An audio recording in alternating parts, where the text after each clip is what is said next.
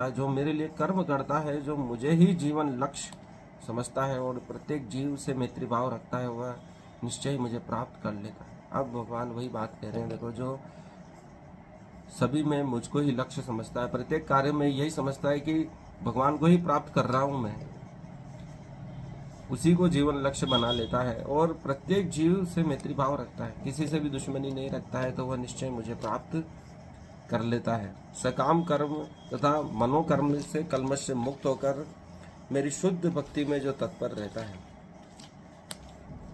और सभी से मैत्री भाव रखता है और प्रत्येक कार्य में लक्ष्य मुझे ही बनाता है कि मेरी प्राप्ति हो रही है, उसका परिणाम परमात्मा की प्राप्ति है। चाहे कोई भी काम करो तो फिर वह गलत काम नहीं कर सकता, न किसी को कष्ट पहुंचा सकता है।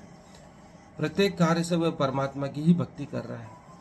इसलिए ऋषियों ने कहा है कि आप प्रत्येक कार्य करते हुए उसे ध्यान बना लीजिए, कोई अलग से ध्यान करने की आवश्यकता नहीं है।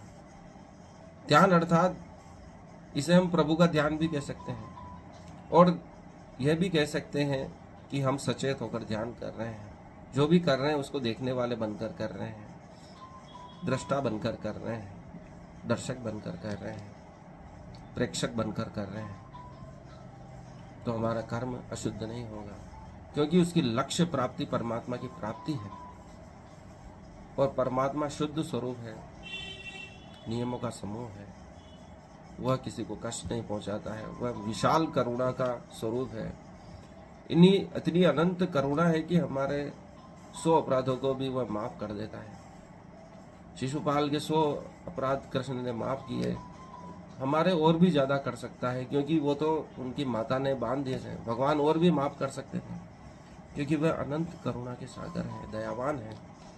जितनी हम एक साधारण मनुष्य में देखते हैं, एक संत में देखते हैं, उससे भी करोड़ों गुना उनकी करुणा है। इसलिए भगवान बुद्ध को करुणा का अवतार बताया गया है। इतनी करुणा है कि वह मानव जाति के एक एक व्यक्ति का दुख दूर करने के लिए कई जन्मों तक इस पृथ्वी पर जन्म लेना स्वीकार करते हैं, ताकि मनुष्य दुखों से मुक्त हो जाए। इतनी विशाल करुणा किसकी हो सकती है? परमात्मा की हो सकती है। धन्यवाद। आज के लिए इतना ही।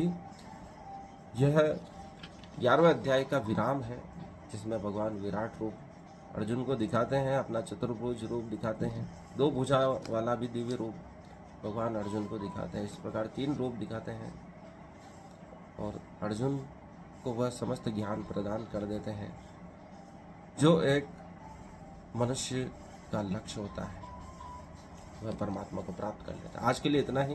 इस वीडियो को लाइक करें, चैनल को सब्सक्राइब करें, कुछ कमेंट्स करें। धन्यवाद।